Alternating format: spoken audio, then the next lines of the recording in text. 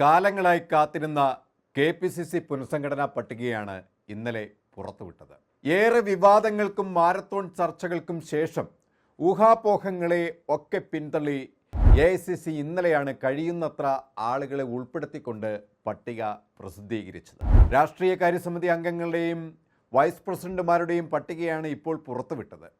AICC പുറത്തുവിട്ട ഈ പട്ടികയിൽ 58 ജനറൽ സെക്രട്ടറിമാരും 13 വൈസ് പ്രസിഡന്റുമാരുമാണ് ഇപ്പോൾ ഉൾപ്പെട്ടിട്ടുള്ളത്. കേരളത്തിലെ കോൺഗ്രസിൽ നിർണായകമായ തീരുമാനങ്ങളെടുക്കാൻ ശേഷിയുള്ള ഉന്നതതല സമിതിയാണ് രാഷ്ട്രീയകാര്യ സമിതി.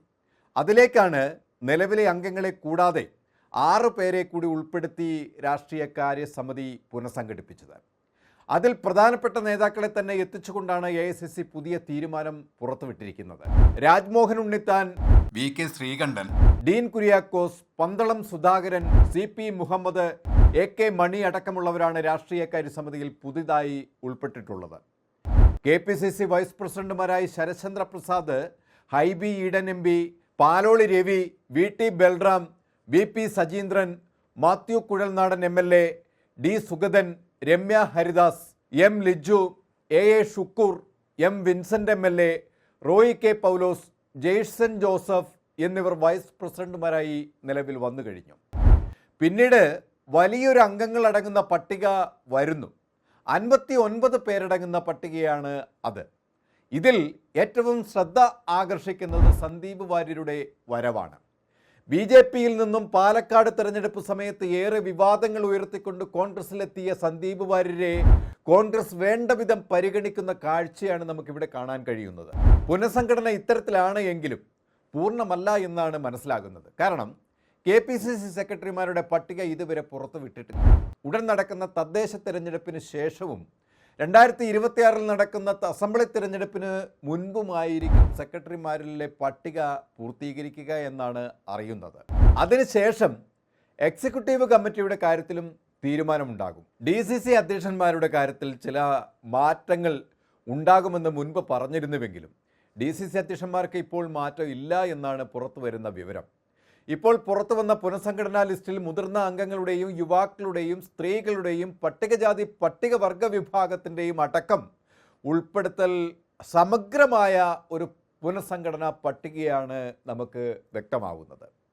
KPCCയുടെ ചരിത്രത്തിൽ തന്നെ ഏറ്റവും വലിയ പുനഃസംഘടനയാണ് ഇത് എന്നാണ് കരുതപ്പെടുന്നത്. ഏറ്റവും കുറ്റമറ്റ രീതിയിലും തർക്കങ്ങൾക്കും എതിർപ്പുകൾക്കും വഴിയില്ലാത്ത വിധമാണ് ഇപ്പോൾ AICC ലിസ്റ്റ് പുറത്തുവിട്ടിരിക്കുന്നത്.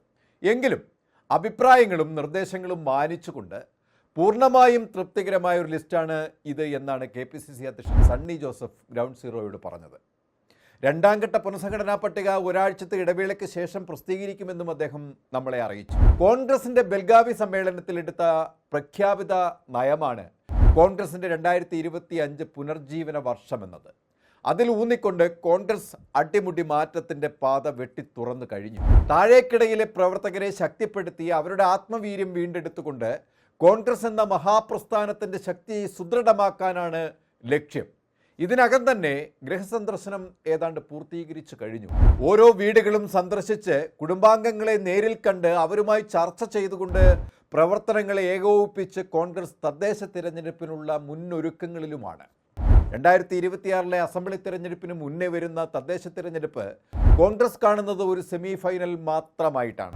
കേരളത്തിൽ അധികാരത്തിൽ കയറാൻ ഇന്ന് അത്രയൊന്നും പണിപ്പെടേണ്ടി വരികയില്ല എങ്കിലും ചിട്ടയായ പ്രവർത്തനവും ലക്ഷ്യത്തിലേക്കുള്ള അർപ്പണവും സർക്കാരിൻ്റെ ഭരണപരാജയവും ശബരിമല തങ്കക്കള്ളക്കടത്തുമടക്കം കോൺഗ്രസ് ഉയർത്തിക്കൊണ്ടുവന്ന സർക്കാരിൻ്റെ കൂട്ടുകെട്ടുമൊക്കെ തിരഞ്ഞെടുപ്പിൽ കോൺഗ്രസിന് മുതൽക്കൂട്ടാകുമെന്നതിൽ യാതൊരു തർക്കവുമില്ല. കോൺഗ്രസ് പുനഃസംഘടനാ ചരിത്രത്തിൽ ഇത്രയും തർക്കമറ്റ രീതിയിൽ അത് നടപ്പിലാക്കിയ KPCCയുടെ ഉദ്യമത്തെ അഭിനന്ദിക്കാതെയും വയ്യ. പുനഃസംഘടന ഇത്ര കാലം വൈകിയത് തന്നെ തർക്കമറ്റ രീതിയിൽ അത് നടപ്പിലാക്കാൻ തലനാരിഴ കീറി പരിശോധിച്ച് ചർച്ച ചെയ്യുകയായിരുന്നു. എല്ലാ വിഭാഗങ്ങളെയും പലതവണ ഒരു മേശയ്ക്ക് ചുറ്റുമിരുത്തി സംസാരിച്ച് അവർക്ക് കൂടി തൃപ്തികരമായ രീതിയിൽ അഭിപ്രായം ക്രോഡീകരിച്ചുകൊണ്ട് അന്തിമ പട്ടിക പൂർത്തീകരിച്ച് AICCക്ക് സമർപ്പിക്കുകയായിരുന്നു. ദിവസങ്ങളോളം AICC ഇത് മേശപ്പുറത്ത് വെച്ച് ഇതിന്മേലുള്ള ചർച്ചകൾക്കും വെട്ടലുകൾക്കും തിരുത്തലുകൾക്കും ശേഷമാണ് അന്തിമ തീരുമാനത്തിൽ എത്തി പട്ടിക പ്രസിദ്ധീകരിച്ചത്. അഭിപ്രായ വ്യത്യാസങ്ങൾ സ്വാഭാവികം. പക്ഷേ കെട്ടുറപ്പുള്ള ഒരു പാർട്ടിക്കകത്ത് നേതൃത്വമെടുക്കുന്ന തീരുമാനങ്ങൾ ഇരു കൈയും നീട്ടി സ്വീകരിക്കുകയും അതിൽ ഭിന്നാഭിപ്രായമുള്ളവർ അത് ഉന്നയിക്കാനുള്ള സംഘടനാ അകവേദിയിൽ അത് ഉന്നയിക്കുകയും ചെയ്യുന്ന ഏറ്റവും മാന്യമായ രീതി അനുവർത്തിക്കുന്ന അച്ചടക്കമുള്ള പാർട്ടി പ്രവർത്തകരെയാണ് നമ്മൾ ഈ കഴിഞ്ഞ ദിവസങ്ങൾ കണ്ടത്.